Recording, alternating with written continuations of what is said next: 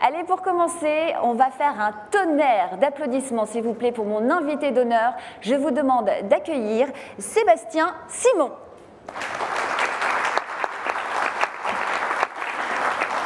Bonjour Sébastien. Alors, comment allez-vous? Vous pouvez vous rapprocher de moi, je pense qu'on est pas mal. On est bien là comme ça. Ça va? Oui, bonjour à tous. Oui, ça va très bien. Merci beaucoup pour... Merci d'avoir accepté notre invitation. Vraiment très gentil. Alors, vous êtes passionné de voile et de compétition. Vous êtes ingénieur de formation. Vous avez découvert la voile quand vous étiez petit, avec votre papa, si je ne m'abuse. Tout à fait. Et c'est un univers qui vous a touché tout de suite. Vous êtes resté fidèle, évidemment, à cet univers, vous ne l'avez jamais quitté. Et après avoir remporté la solitaire du Figaro en 2018, vous êtes prêt pour le départ de l'édition 2024 du Vendée Globe. Est-ce qu'on est vraiment prêt? Est-ce que vous pouvez nous parler de votre parcours? Avant chaque grand événement, je ne pense pas qu'on soit totalement prêt, mais effectivement, ça fait un moment qu'on y travaille. Et moi, j'ai commencé la voile, comme vous l'avez dit, avec mon papa quand j'étais tout petit, ici au Sable d'Olonne, dans cette baie. On partait en croisière tous les deux, donc c'était des moments d'expérience et de partage ensemble où on découvrait des nouveaux ports, voilà, c'était de nouvelles aventures, on rencontrait des gens, etc. Et puis à l'âge de 12 ans, je me suis passionné pour la compétition en optimiste, donc ces petits bateaux de 2,20 m de long, ces petites coques de noix.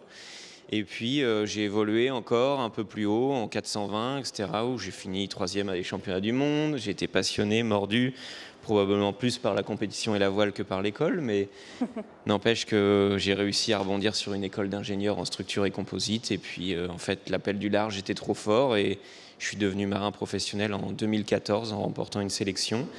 Et puis en 2020, j'ai participé à mon premier Vendée Globe, où malheureusement j'ai eu un abandon en 4e position dans les mers du Sud. Donc ça a été un épisode très très frustrant pour moi et j'avais qu'un seul souhait, c'était de revenir ici en 2024. Et c'est le cas? Ça y est? C'est le cas et c'est assez incroyable de voir le bateau ici après tout le travail qui a été effectué, tous les moments que j'ai pu vivre personnels, professionnels pour en être là aujourd'hui.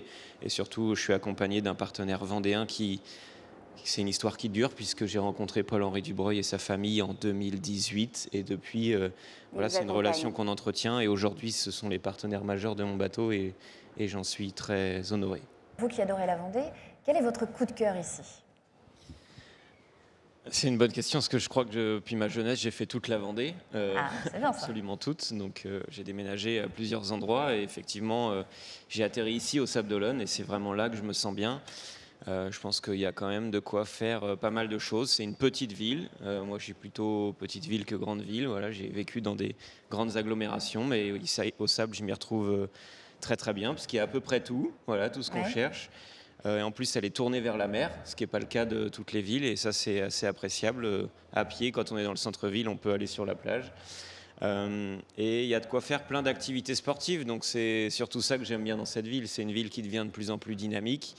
Et voilà, c'est vraiment ça que j'aime beaucoup. Et voilà, en plus, j'ai la chance d'habiter tout proche de cette grande plage qu'on voit à l'image. Et forcément, j'y passe des bons moments. Et en plus de ça, on retrouve très vite au nord ou au sud des endroits un peu plus sauvages dans lesquels on peut aller courir, on peut aller surfer, on peut aller se reposer. C'est ce que j'allais dire, parce que sur votre Instagram, parce que je suis allée un peu vous stalker quand même pour savoir évidemment de quoi j'allais parler aujourd'hui. Et j'ai vu que vous étiez souvent en combi à la plage, sur le sable. Vous faites quoi en combi? Alors racontez-moi juste rapidement, mais... Plein de sports. Plein de sports, effectivement. Et avant, j'étais très fan de surf. Et en fait, je me suis tourné plutôt vers le triathlon. Donc, c'est peut-être une combi de natation que vous avez vue, effectivement. Voilà, j'aime beaucoup ces sports-là. Il y a un club très dynamique aussi au Sable. Et puis, c'est des défis un peu plus personnels. Voilà, triathlon, ça n'a rien à voir avec la voile. Mais c'est aussi pour essayer de trouver mes propres limites. Je ne les ai pas encore totalement explorées, donc je continue. Il y a encore le temps, vous êtes jeune, hein? Ouais, le temps passe vite quand même, donc oui. J'essaie d'en profiter un maximum, mais c'est sûr qu'ici on a la chance de pouvoir faire à peu près tout ce qu'on a envie de faire et découvrir plein d'activités différentes. Donc coup de cœur, les Sables d'Olonne, et on enchaîne avec notre prochaine séquence, Expérience Vendée.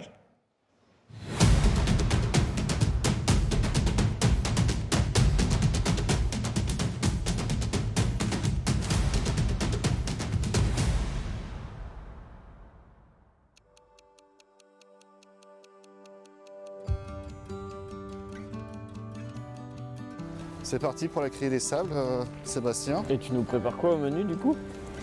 Alors du coup aujourd'hui on va faire des langoustines. Alors ici on arrive chez Julien, notre fournisseur de fruits de mer. Bonjour Thomas. Bonjour Julien, ça va? Ça va? Je suis venu avec Sébastien et Olivier. Enchanté, enchanté. Et si tu as, on est venu chercher des petits homards, des langoustines, des araignées. J'ai ça.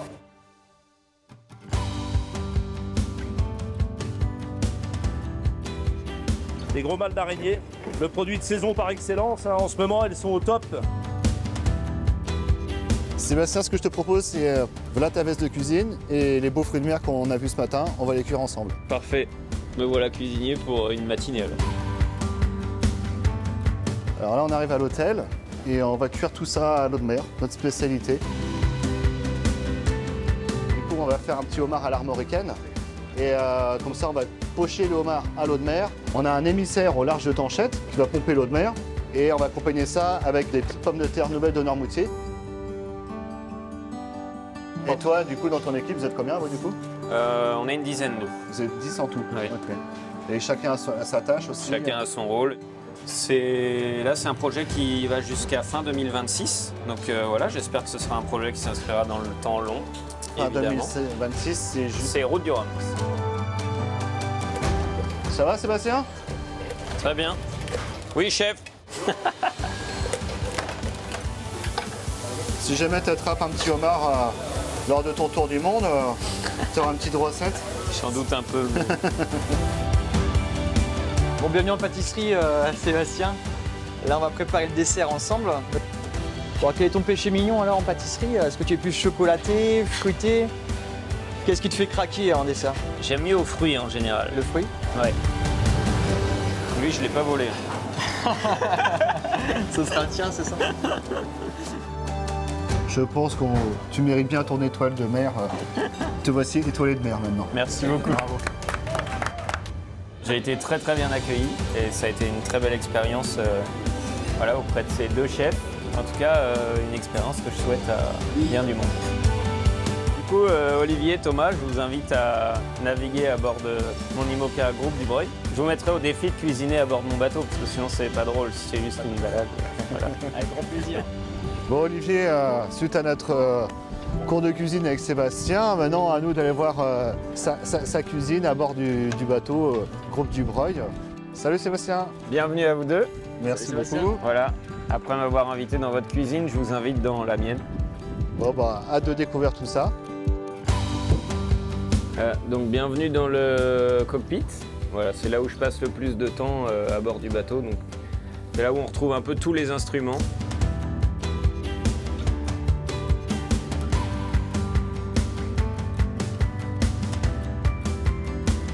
Donc ici on y retrouve la cuisine. Voilà. La fameuse cuisine. Donc là je vous mets au défi de faire quoi que ce soit avec ça.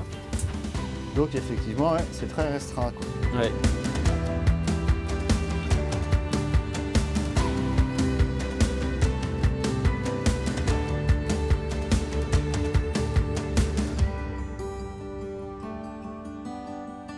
Bon alors Sébastien, du coup, prêt pour le départ de la prochaine course On veut s'assurer que tout ce qu'on a pu mettre en œuvre sur le bateau cet hiver fonctionne bien.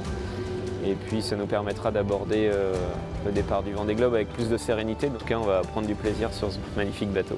Bon, bah Sébastien, bon vent Merci beaucoup. et au plaisir. À très bientôt. Merci. Et oui, on peut l'applaudir bien fort. Une expérience incroyable vécue à la Criée des Sables d'Olonne. Sébastien, qu'est-ce qui vous a marqué le plus lors de ce rendez-vous et de cette expérience quand même qui est assez dingue, assez unique au final? Ça me fait plaisir de revoir ces images, images. effectivement. Oui. C'est toujours des bons moments passés. C'est sûr que voilà, on est énormément sollicité. En fait, quand on repense à tout ce qu'on a la chance de vivre, c'est une belle expérience. Et pour rappel, Olivier, Thomas et l'hôtel Thalasso Côte-Ouest font partie du groupe du Breuil. Donc j'ai vraiment la chance d'avoir un sponsor comme celui-ci qui me partage des belles expériences.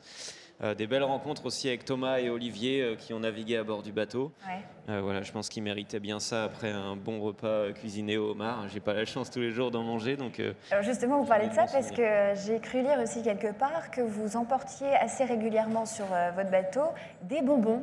Parce que ça fait du bien. Et on est loin justement des homards et autres. Mais ça vous fait chaud au cœur du coup, ces petits bonbons? La course au large, c'est surtout d'autant plus dans ces bateaux à foil qui sont d'une violence certaine.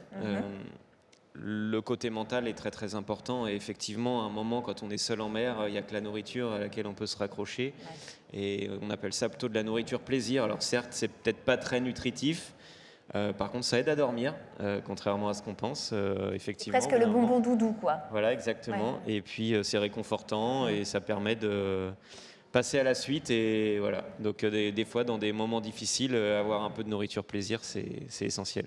C'est essentiel. En tout cas, on était ravis de voir que vous avez pris plaisir